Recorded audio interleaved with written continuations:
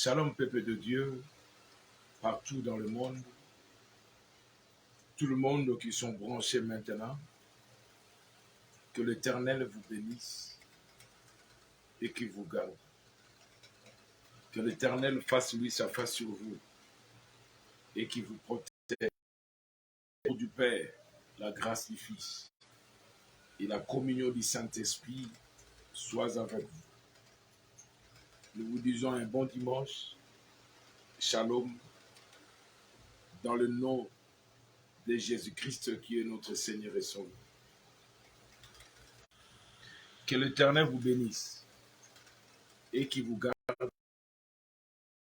Par la grâce de Dieu, tu es sous la banda au travers de l'émission La présence de l'Éternel. Pour la salutation grâce. Tokobondela. Père na kombo na yo Yesu Christ Nazareth. Tosengo za na biso. Pipe kufa. Tobeleli yo saint. Kamba biso sous na pokwa lelo. Tobeleli yo molimo na Nzambe. Nous saluons ta présence parmi nous. Nous te disons merci, Saint-Esprit. Merci pour ce moment. Merci pour cet rendez-vous. Nous te disons merci. Nous sommes reconnaissants. Topesi merci na kolo kopesa biso tawo. Merci na molimo na Nzambe. O azali longo na biso. Wapesi biso suta malamu kozala. Elongo na bino, ça peut être banda tongo okaki luba na Nzambe te. Soit tokendaki pe le sambe te, vous avez kananda. Ça peut être santé nous permettant qu'il y ait oyoka parole, ou bien que l'église, c'est ça, ce que je voulais dire par là. Vous avez qui kouloué na mbetu na yo. Vous avez sous ma capacité à connaître l'église. Soit en jouant ta téléphone, pour que Rolanda ta matéa, Rolanda quitté. Mais l'élo par la grâce de Dieu, Nzamba sali ketoya, na banda kuna bino. Donc, tika kolo azolokumu kwa sala bisumulu. Beya pambola aussi kozali. Tika kolo apambola yo. Tika ngola Nzambe ezapeli kolo ezali kolo yo. Ephésiens 2:8, nous sommes sauvés par la grâce, par les moyens de la foi. Et cela ne vient pas de nous, mais c'est un don de Dieu. Talangola Nzambe kopesa biso. Oyasu na banda kuna bino. Au travers de cette émission. À la présentation, c'est le pasteur Mkeli Kabea, pasteur de l'église, la présence de l'Éternel. Tout ça, un verset biblique au Torotanga.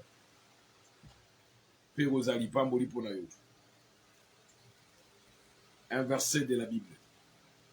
Je crois que si vous allez au fond la Bible pour nous retanga. Si vous avez un téléphone au fond, si vous avez une Bible en papier, netiboué, au fond la Bible pour nous retanga. Torotanga na Luc chapitre 7. Luc chapitre 7, verset 11. Torotanga. Le jour suivant, Luc chapitre 7, 11, le jour suivant, Jésus alla dans une ville appelée Naïn. Ses disciples et une grande foule faisaient route avec lui. Lorsqu'il fut près de la porte, voici, on portait en terre un mort, fils unique de sa mère, qui était veuve. Et il y avait avec elle beaucoup de gens de la ville. Verset 13. Le Seigneur, il dit, jeune homme, je te le dis, lève-toi. 15. Le mort s'assit, s'est mis à parler. Jésus le rendit à sa mère. Tout fut un grand prophète apparut parmi nous. Et Dieu était son peuple. Un grand prophète apparut parmi nous. Et Dieu a visité son peuple. C'est ça le message, Yabatou. Tamba moni miracle salami. Batou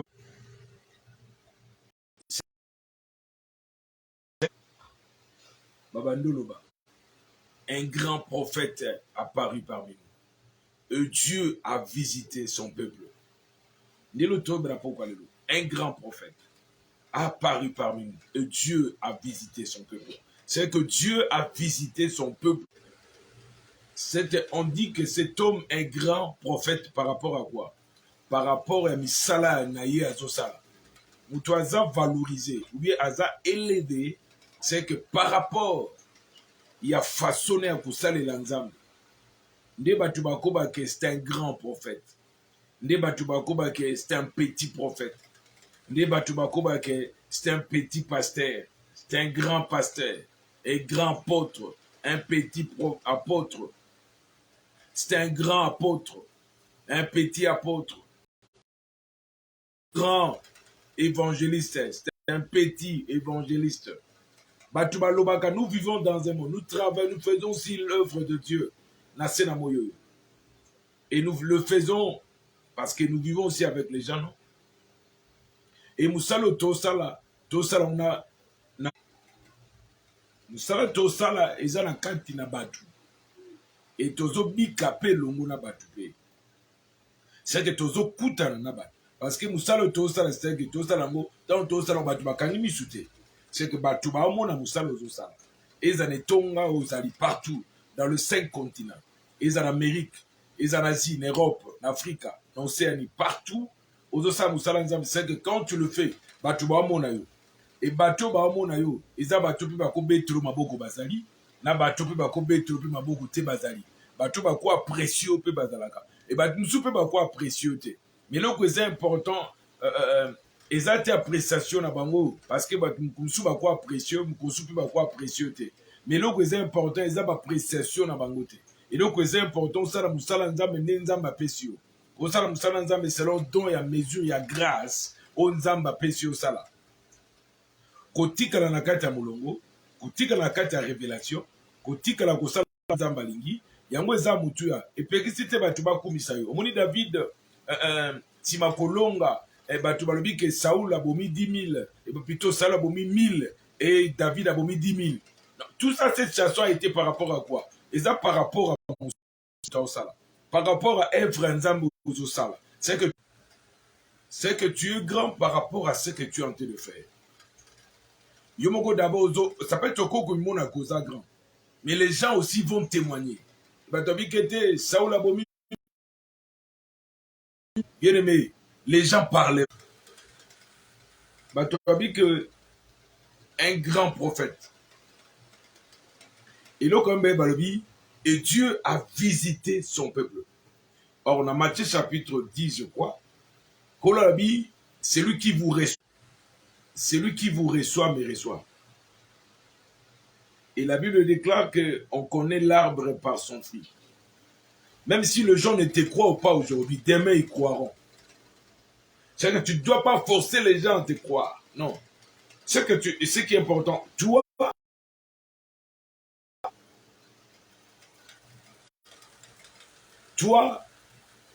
servante, serviteur et ensemble, la seule chose qui est importante, toi, tu dois faire l'œuvre de Dieu. L'œuvre de Dieu. Tu vois dans Jean chapitre 17, c'est quand Jésus a dit, Père, j'ai achevé l'œuvre que tu m'as donnée à faire. Or, l'œuvre de Dieu est de faire la volonté de celui qui m'a envoyé. Celui que Moutounanzambe face à la Moussala ou Nzamba Bengile Kosala. Nzamba ko bengo te po tia des autres. Nzamba ko tia bengo te po il y a les réseaux sociaux pour distraire le peuple Nzambe. Non. Nzamba ko bengo te po o memela Nzambe bana Nzambe plutôt timbundu to trouble. Non. Non. Nzamba ko benga ka mutu pasa la volonté na ye. Nzamba benga mutu ke mutu na instrument na ye. Au travers nayo Nzamba biki sabatu Nzamba kangola. Nzamba benga mutu par hasard te. Bato vila naeni balobi. Un grand prophète a apparu parmi nous. 2. Dieu a visité son peuple. Pourquoi les gens ont dit ça? Dans Luc chapitre 7. Luc chapitre 7, verset combien?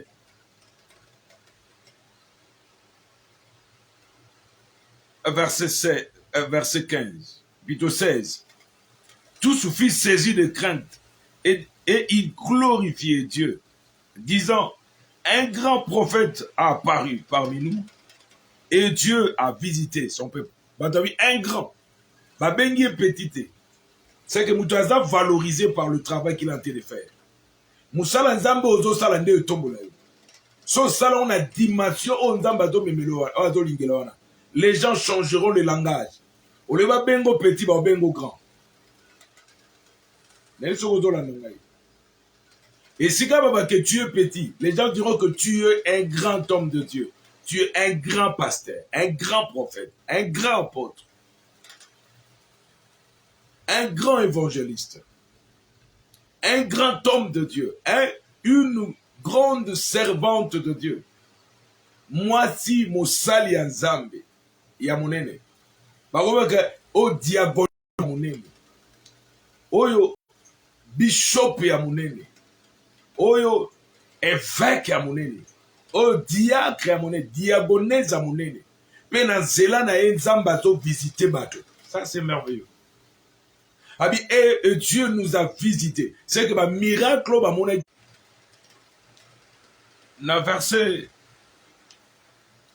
Luc chapitre 7.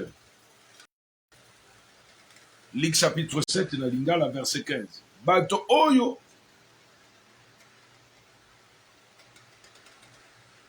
pito moto oyo akufaki afandi pe abandi koloba boye. Yesu alobi na mama na ye. Donc Yesu abandi oloba na ye. Bato bandi oloba plutôt ke mutu na Nzambe ya solo. Sima Yesu kozongisela mama mwana ne na bomo. Na verset 16. Bato nyonso babandi kokumisa Nzambe balobi prophète monene abimi na kati na biso. Oyoki. Abi prophète monene abimi kati na biso. Pe lisusu Nzambe aye kosalisa bato na ye na lingala. Abi prophète monene abimi kati na biso. Pe Nzambe aye kosalisa bato na ye. Nzambe aye kosalisa bato na nini? Na miracle ba monaki. Na guérison ba monaki. Na résurrection ba monaki. C'est babi Nzambe aye ko visiter libota na ye. Nani? Na miracle ba monaki. Ona no ba monate. Na kati ya ville na bango. Que prophète moka bonde la pona mutu. Pe mutu na se quoi. Na ba mona miracle wanate. C'est que ce miracle est devenu une réalité. Oba moni ke nanu ba mona ngote. Nanu e salamate. Mais Nzambe sali miracle. Quand Yesu azora ba yekolo na ye. Na Luc chapitre 7 verset 11. Azona ba yekolo. Azoya. Ndeno tangaki na français. Yesu. Un jour suivant, Jésus alla dans une ville appelée Naïn. Ses disciples et ses grandes foules faisaient route avec lui. Yesu n'a pas yéko. Mais n'a pas dupé badaro landa Yesu. Ba otambola na ye. Qui faisait route avec lui. C'est que donc à part Yesu, ba disciples, c'est au bazako landa Yesu. Donc à part ba yéko. Donc na foule à battre. Parce que Yesu a dit mutu à battre belé. L'évangile est traîné à Kabat et même à Kabat. Et si qu'on lui le Nzambe était batubele bagaga. C'est que pour bayoka parole. Pour babiki sama. C'est ba Rolanda e kaka. So mutalandi Yesu ta Rolanda nani. Il faut mutalanda Yesu Christ. Mutalanda parole Nzambe. Do bantoma ba Rolanda kolo. Libota Nzambe pe ezolanda kolo. Bado tambola na ye longo bisika nyonso okende ba Holanda ye se badaki na soif ya parole badaki na nzala ya parole badaki na nzala ya kobika badaki na nzala ya kimia badaki na nzala ya réussite ya progrès na vie na bango badaki na besoin que kola sala na vie na bango miracle non ba monate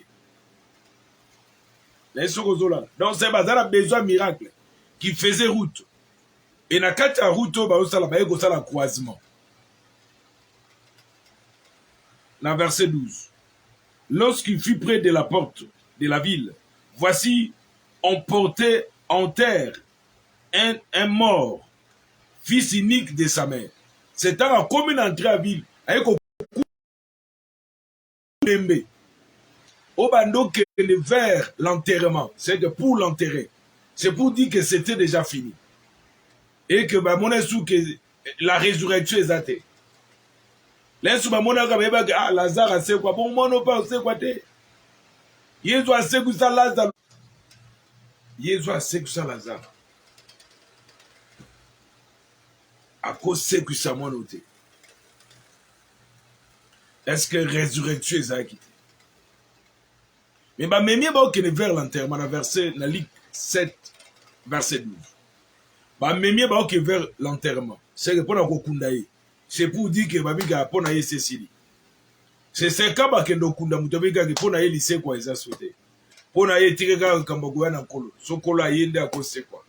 Pona ye lobi ko ezate. C'est ça la chose où ezaki wala. Et Yesu pas azakoya. Et le Seigneur venait aussi, bah on peut baoya.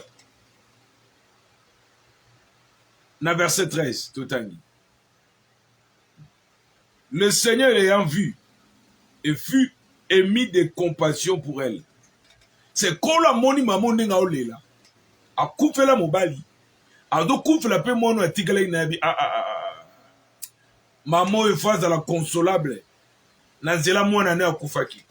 Nyon se ko koufaka boité na vie. Nyon se ko koufaka boité bien aimé dans le Seigneur. Oko bando coupé la ka nyon sote. Oye koufa, oye koufi. Bien aimé simbate. Nyon se ko bandaka ko koufa boité. Et Seigneur il sait ko pesa mela yo. Et Seigneur il sait ko pesa mela yo. Seigneur kolo alongisa. Nyon se ko koufa ka boité na vie. Bien aimé dans le Seigneur. Obanda musalo e koufa, obandi e koufi, ozuli balo e koufi, ozuli fianso, lem soka beli tsobo kaboni ta koufi. Ozayi ki bieton ozuli mwesala musalo e koufi. Ba faire yo se koufi. Ozongi pa na bino. E komi yo la pa na bino ya bala la pa na bango. Nyon se zo koufa si ko koufa.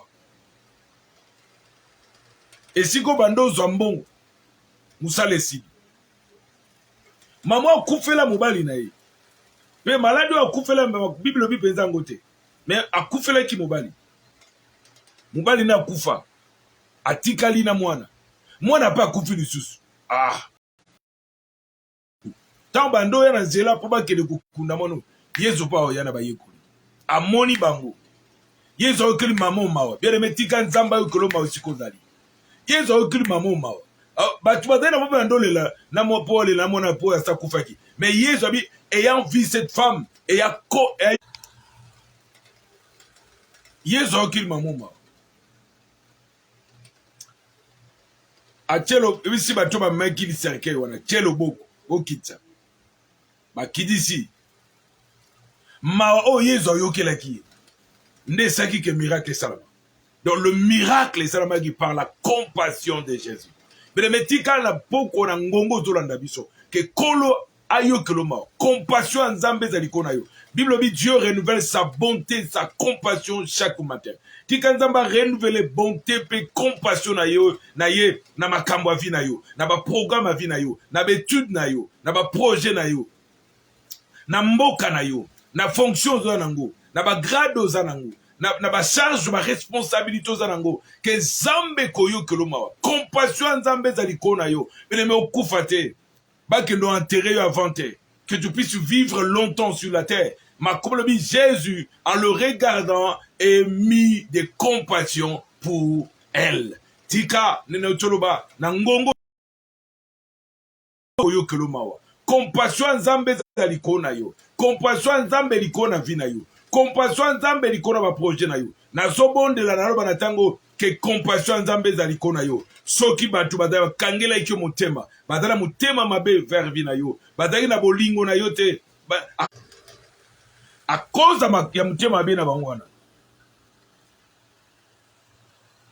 Makambo changea na vino. Bon bado sepela liwa na yo. Bao sepela pasi na yo. Bao sepela minyoko na yo. mais Yesu kona kotala bele menalingi lelo regard ya Yesu ezali kona yo nalingi au travers de cette émission eza kwa yo otokutana na Yesu Kristo na zele émission oyo ke lobiko pe kimia kopesa mela yo Yesu ndaza espoir asuka avec espoir pona mama oyo po yebe sute bika pona mono esidi na kufele mobali na kufele mwana na bika osima o na bite so sima na ngana okufa na yebite soki nga pe na kotikala na bomoi po niveau ali oyo ndenge soboma na kati ya famille lenso boza na famille botama 10 5 basi bakufi lenso bozalaki 10 5 bakei 7e alekaki 8e asa kufi lemso tikali 10e personne oyo akoti na sans oyo tozali oyo liwa mpe ezoluka oyo lemso ozobele siko ozali lemso okende siko ozala obandi pema lokwage ozwi bato osala kobolo kufa ebandi okota omona Naomi na mboka ba Moab akenda kuna azala mobali Elimelek kuna Elimelek akufi babanda bayaka na bango bien mais na mboko bakenda mobali akufi bafandi quelque oya kompone kende mobali akufi to andolongwa na mboko ye tolongwa na vie oyo tobima esika oyo tozonga na biso esika toutakiana te aditambi kande balabana lingala afandi koluka ofana na mboka wana bana mibale ya mibale bakufi ayamona ke nono ekomi sispe foto zonga na mboka na biso azongi na mboka na ye mobala kufa bana mibale bakufa babokilo batikali na bango mibale wana Rite pe na Orpa batalika boye ya bisi bongana aza so na mwana opesa bino ta mibale akola pe wakoma mibale na bino azate bon moko na moko aluka ndenge akusala vi na ye Orpa ke na ye Rite atikali yabi abisaki Naomi nalingi nzambe na yo atala nzambe na ngai parce que akomprendre malgré kakufela mobali malgré kakufeli bana mais azala nzambe atiki muto te fona kangama na ye mais batu musu na sela moyo omona ke ndenge makambo ezokomela na vie malgré bitumba ya vie na ye mais nzambe atikali ka nzambe ezaka muto acomprendre langage ya nzambe mpo na vie na ye si muto atocomprendre langage ya nzambe te mpo na vie na ye esika problème ezaka ngo wana c'est que na mboko bakende po balia po balata bien mais mboka yango ezala le bienvenu te eza bisika mosusu bamboka na obela ekozala esika kofutela ekozala mboko déplacé ekozala entreprise obe société oyo oke kokota wana to libala oyo oke wana ya lokwa mboko okei mais na kati ya libala yango wana mais nyonso bandi kokufa sile kokufa bien aimé sosola bible le peuple sans révélation c'est le peuple sans frein n'a-dit que Dieu puisse t'aider. Jésus, il s'est approché. Na sake bato ba mema imonana achele webo kitsayi. Taba kitse bisi jeune homme, lève-toi. Ho. Yezo bandi bikamwa e bandi. Achele boko abi jeune homme, lève-toi. Yoka. Na verset 14. Il s'approcha et toucha le cercueil. Yezo poussani. Malgré que bacheke na kata cercueil, Yezo poussani. Cercueil kubang sa kolote. Pas sinon kubang sa kolote. Souffrance sinon kubang sa kolote. Bitumba vina yo kubang sa kolote. Makambo ezotelemele kubang sa kolote. Kolo atika li kolo kaka. Ma comme lui que Jésus-Christ est le même hier, aujourd'hui et éternellement. Kolo atika li ka kolo. Il s'est approché à toucher cercueil wa. Yo kama lo banako. Na lingi lelo kolo poussa la pene la vie na yo. Na lingi lelo kolo a poussa la pene la vie no. Kolo nazoa Jésus-Christ à Nazareth.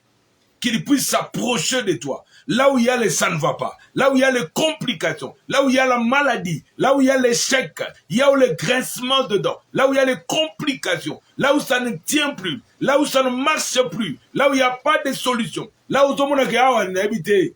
Tu es parti. Je ne peux plus donner de l'espoir. Je ne peux plus avoir de l'espoir. Mais Jésus va s'approcher. Cette maman, elle n'a pas dit à Jésus de s'approcher. Mais Jésus, il s'est approché de lui, plutôt de son fils qui était dans le cercueil. Jésus a s'approché. Même si tu n'as pas de mots à dire, nalingi lelo kolo s'approcher la vie na yo. Et si kali wa ezalaki, lelo bomo yekota. Jésus a s'approché. Yo kamalo banako.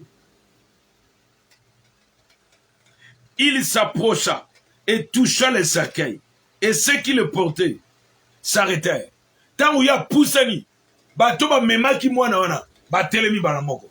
kopusa na Yesu Christ et ko empêcher continuité à batwana ba bimisa mwana wana na kata vilité ba meme na lilita te tango s'approcher te lobo bato ba memaki ba s'arrêtaki na ekoloba lelo liwa nyonso ezali komemo et s'arrêter ba nyonso bazo memo bo ke loko kunda yo na lobi au nom de Jésus Christ de Nazareth qui puisse s'arrêter bato yo soit monique yo osili déjà il y a plus de l'espoir bato memo bo ke kunda yo la Bible va s'arrêter. La Bible va s'arrêter lelo na komo de Jésus Christ de Nazareth. Bato si ba memi libala no ba ke le gokundango. Bato ba si ba memi mwana no ba ke le gokunda. Ba si ba memi ba diplôme no ba ke le gokunda. Pona ko ba ke yo ko sala te. Ko sala pona ezala tina te. Bazo mema de cercueil. Ba memi yo déjà. Po ba si ba bomaki. Me ba kotisi na kati na cercueil. Po ba kende koboma. So ba kosaki diplôme musala no na kati na cercueil. Bakosaki ministère non na kati ya cercueil na biba kiti sango lelo na kombo na Yesu bakosa ministère na yo bakosaki église na yo bakosaki mobali na yo bakosaki ndako na yo foyer na yo lopango na yo couple na bino na kati na cercueil na lobi au nom de Jésus-Christ de Nazareth na tchelo boko na pusani na tempo na kuba au nom de Jésus que ces gens-là bakita cercueil wana pe na kombo na Yesu Yesu abisi elengo et jeune homme lève-toi yoka. Il s'approchait, touchait le cercueil. Ceux qui le portaient s'arrêtaient. Il dit, jeune homme, je te le dis, lève-toi. Yesu a dit, jeune homme, lève-toi. Yesu a dit, tant que tu as un cercueil, Yesu a dit, à s'approcher, batelemi. Puis à l'obiboué. Il dit, jeune homme, lève-toi. Jeune homme, lève-toi, lui dit Jésus. Nazoye bisayo, jeune homme, mon frère, ma sœur, jeune fille, papa, maman, bima, lève-toi, lève-toi, ne reste plus dans le cercueil, quittez le cercueil, quittez l'envoûtement, quittez la sorcellerie. Yo kindoke memako, nabi lindoke memako, et déposez yo. Et qui dit solelo, oe memakayo, oe zolinga tiebo mayo. Talaba kiso zo atile zo memo tiebo mayo lensu ba bise ko na sanzo yo kufa bele mena ningo zo ale décision ba ke siko zali la nanga na losambo abi kolo Yesu na yambi yo abi jeune homme lève-toi yo l'église no ba si ba